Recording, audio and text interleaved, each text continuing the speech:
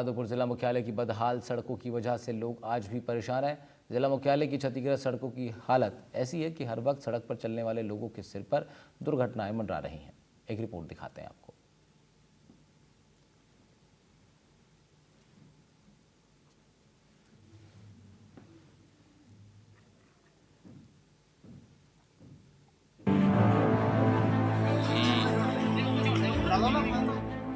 जब दो शहरों को जोड़ने वाली सड़कें ही टूट जाएं, तो सबसे ज्यादा परेशानी सिर्फ आम आदमी को होती है। सवाई माधोपुर जिला मुख्यालय की बदहाल सड़कों की कहानी किसी से छुपी नहीं है।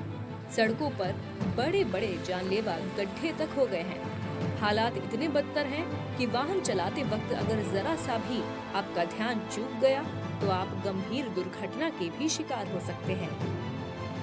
भीषण बारिश के बाद जिला मुख्यालय सहित जिले भर की जो सड़कें हैं वो पूरी तरीके से क्षतिग्रस्त हो चुकी है और समझ में नहीं आता कि गड्ढों में सड़क है या सड़क में गड्ढे हैं। जिस वक्त हम यहाँ खड़े हैं, ये हाउसिंग बोर्ड की सड़क है। आप देख सकते हैं कि किस तरीके से ये जो सड़क है ये पूरी तरीके से क्षतिग्रस्त हो गई है।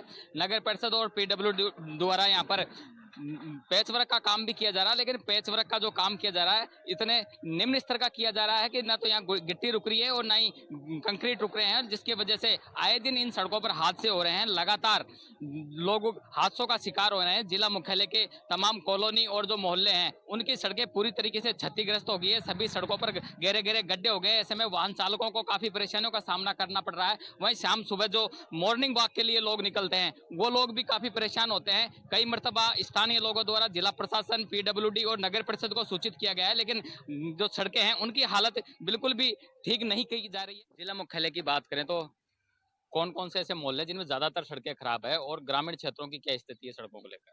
ग्रामीण क्षेत्रों की तो स्थिति बहुत ज़्यादा खराब है। वहाँ पे तो रोड अपने यहाँ पे तो फिर भी देखने को मिल रही है, पर वहाँ पे तो बिल्कुल ही रोड गायब हो गई। और हाउसिंग बोर्ड की कॉलोनियों की बात करें तो अंदर कॉलोनी में तो रोड ज़्यादातर गायब ही हो गई है। रोड ही ने जो काम चलाया था उसके बाद रोड उन्होंने कुछ जगह तो बनाए, कुछ जगह तो गायब ही कर दी है रोड। और अगर आपको इन सड़कों की बात करूं तो आप मेरी गाड़ी देख लीजिए कि इसी रोड की वजह से मेरी गाड़ी अभी टूटी है। ये आप गाड़ी मैं दिखा रहा हूँ आपको, ये देखिए, ये मेरी गाड़ी ये गिट्टी की वजह से टूटी है। गिट्टी लगने की वजह से मेरी गाड़ी टूटी है। ये जो इन्होंने पेच वर्क ये पत्थर डलवा दी है, इसकी वजह से ये बहुत नुकसान हो रहा है, गाड़ियों को भी नुकसान हो रहा है। अच्छा, एक बात करें अपन बजरिया से और हाउसिंग बोर्ड आने के लिए हम साधन किया करते थे 60 या 70 रुपए में, जो हाउसिंग बोर्ड हमें टेम्पू वाला छोड़ दिया करता था। ये सड़कों की वजह से हमें 150 रुपये देना पड़ रहा है, क्यों? वो आने को तैयार नहीं है। बिल्कुल, जिस तरीके से जिला मुख्यालय की सड़कों की हालत खराब है उस हिसाब से लगातार जो वाहन है वो भी क्षतिग्रस्त हो रहे हैं, दुर्घटनाएं भी हो रही है। आप क्या कहेंगे, किस तरह के हालात हैं सड़कों को लेकर? सर, हाउसिंग बोर्ड की जो विकट परिस्थितियां बनी हुई है, पिछली सरकार से भी खूब बार बार निवेदन किया है यहाँ के सभी वासियों ने, किंतु पिछली सरकार ने न कोई ध्यान दिया।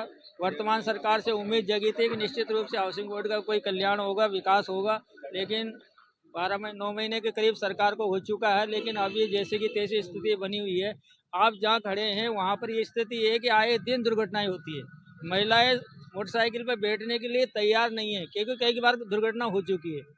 हम तो प्रशासन से मांग करते हैं कि हाउसिंग बोर्ड जैसी इतनी बड़ी बस्ती की जो कोई सुध नहीं लेता, कलेक्टर साहब से भी मिले, सब लोगों से मिले, लेकिन कोई ध्यान नहीं देता, जनप्रतिनिधि भी ध्यान नहीं देते। इसकी हालत ये है कि यहाँ बिल्कुल आप 10 कदम बिना गड्ढों के नहीं चल सकते। यहाँ विशेषकर महिलाएं और बच्चे कई बार हादसे के शिकार होते हैं। यहाँ देख लीजिए, सामने पूरी रोड खुदी पड़ी है।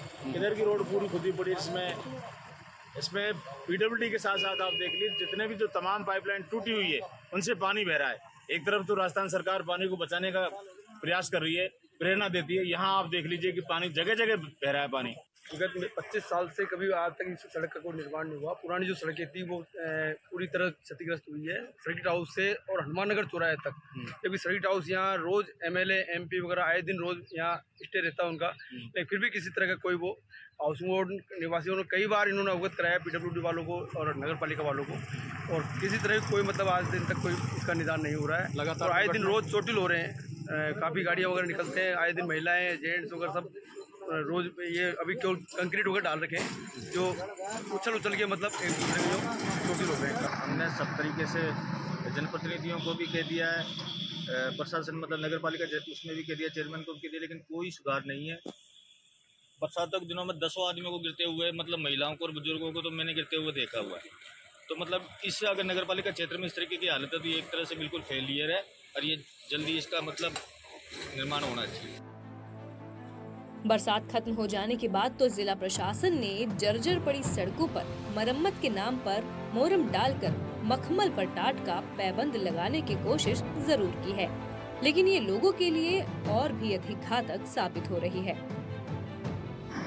Sir, Sawai Madhopur housing board मुख्यालय है सवाई माधोपुर के अंदर। यहाँ की रोडों की स्थिति आप देख रहे हैं, लगभग 20-25 साल से तो ऐसा लगता है कि सड़कें चोरी होगी हाउसिंग बोर्ड की, क्योंकि कई बार टेंडर हुए, वर्क ऑर्डर जारी हुए, लेकिन वो कागजों के अंदर खानापूर्ति हुई। कब बन गई सड़क, कब पेच वर्क हो गया, हाउसिंग बोर्ड वासियों को कोई मालूम नहीं है। तो हमारी शासन प्रशासन और आपके मीडिया के माध्यम से ये मांग है कि हमारी इस समस्या का शीघ्र समाधान किया जाए। लोगों ने कई बार प्रशासन को जगाने की भी कोशिश की, लेकिन प्रशासन की कार्रवाई सिर्फ कागजों में ही सोती रह गई। अब परेशानी ये है कि इतने सालों से खराब सड़कों को लेकर आज भी सिर्फ कागजी कार्रवाई ही चल रही है। पार्षदों ने वादे तो कर दिए हैं, पर ये पूरे होंगे या नहीं, ये तो वक्त ही बताएगा। सवाई माधोपुर से बजरंग सिंह की खास रिपोर्ट।